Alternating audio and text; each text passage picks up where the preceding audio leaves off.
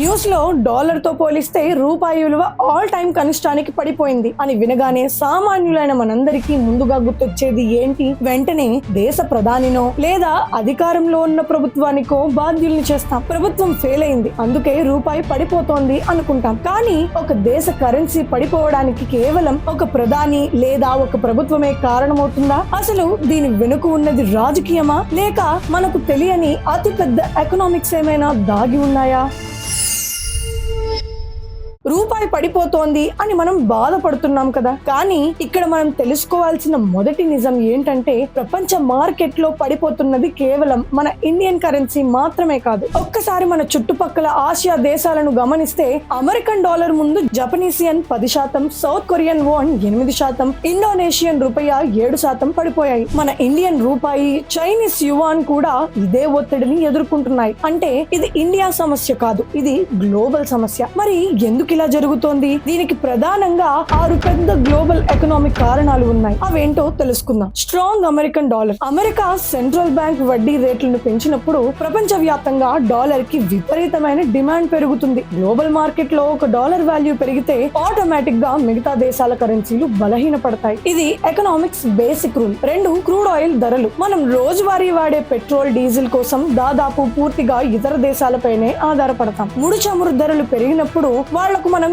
ఇంకా ఎక్కువ డాలర్లు చెల్లించాల్సి వస్తుంది. అంటే మన దగ్గర ఉన్న డాలర్లన్నీ బయటకు వెళ్లిపోతాయి. దాంతో మన రూపాయి విలువ పడిపోతుంది. 3, గ్లోబల్ టెన్షన్స్ మరియు యుద్ధాలు. రష్యా ఉక్రెయిన్ యుద్ధం, మిడిల్ ఈస్ట్ లో గొడవలు, చైనా తైవాన్ టెన్షన్స్, ఇవన్నీ గ్లోబల్ మార్కెట్ లో ఒక భయాన్ని సృష్టిస్తాయి. ఇలాంటి అనిశ్చిత పరిస్థితుల్లో విదేశీ పెట్టుబడిదారులు ఏమనుకుంటారంటే, అమ్మో ఇక్కడ వద్దు, సేఫ్ గా అమెరికా వెళ్లిపోదాం అని తమ డబ్బును అమెరికన్ బ్రాండ్స్ లేదా బంగారంలో పెట్టుబడి పెడతారు. 4, ఫారెన్ ఇన్వెస్టర్స్ అవుట్ఫ్లో. ఎప్పుడైతే ఫారెన్ ఇన్వెస్టర్లు మన దేశం నుండి తమ డబ్బు వెనక్కి తీసుకుంటారో మళ్ళీ డాలర్ డిమాండ్ పెరిగి రూపాయి బలహీనపడుతుంది. 5, ట్రేడ్ డెఫిసిట్, వాణిజ్య లోటు. మనం ఇతర దేశాలకు అమ్మే వస్తువుల కంటే ఇతర దేశాల నుంచి కొనుక్కునే వస్తువులే ఎక్కువైతే దేశం మీద ఫైనాన్షియల్ ప్రెషర్ పెరుగుతుంది. 6, అధిక ద్రవ్యోల్బణం, ఇన్ఫ్లేషన్. అమెరికాతో పోలిస్తే మన దేశంలో వస్తువుల ధరలు ఎక్కువగా పెరిగాయనుకోండి, అప్పుడు మన రూపాయి కొనుగోలు శక్తి ఆటోమేటిక్ గా తగ్గిపోతుంది. దానికి తోడు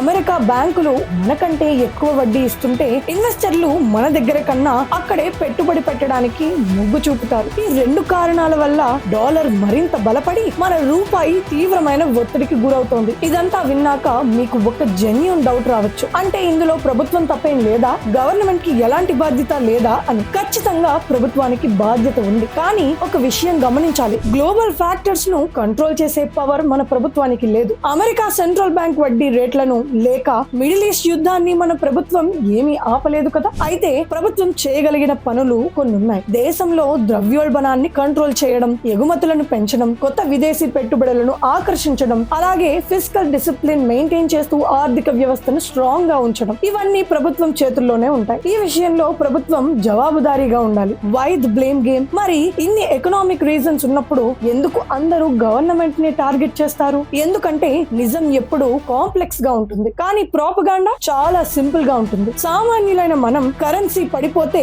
ఆ భారాన్ని రోజువారీ జీవితంలో ఫేస్ చేస్తాం కాబట్టి మనకు కోపం వస్తుంది. ప్రతిపక్షాలు రాజకీయం కోసం దీన్ని ఒక ఆయుధంగా వాడతాయి. మీడియా కూడా ఇంత పెద్ద ఎకనామిక్స్ ను జనాలకు అర్థమయ్యేలా చెప్పకుండా సింపుల్ గా రూపాయి పతనం, ప్రభుత్వం విఫలం అని హెడ్డింగ్స్ పెట్టేస్తుంది. అందుకే మనం కేవలం ఎమోషన్స్ కి కనెక్ట్ అవ్వకూడదు, ఎకనామిక్స్ ని అర్థం చేసుకోవాలి. రూపాయి పడిపోవడం అనేది ఏ ఒక్క నాయకుడి కంట్రోల్ లోనూ ఉండదు, కానీ అసలు నిజం తెలుసుకుని ఫేక్ ప్రోపగాండాకు బలి కాకుండా ఉండటం మన చేతుల్లోనే ఉంది. ఈ వీడియో చూసాక మీకు అసలు నిజం ఏంటో స్పష్టంగా అర్థమైంది అనుకుంటున్నాం. ఈ ఎకనామిక్ ఫ్యాక్ట్స్ ప్రతి భారతీయుడికి తెలియాలి. ఈ వీడియోని ఇప్పుడే అందరికీ షేర్ చేయండి. పాలిటిక్స్ కాదు, ఎకనామిక్స్ మాట్లాడదాం. జై హింద్.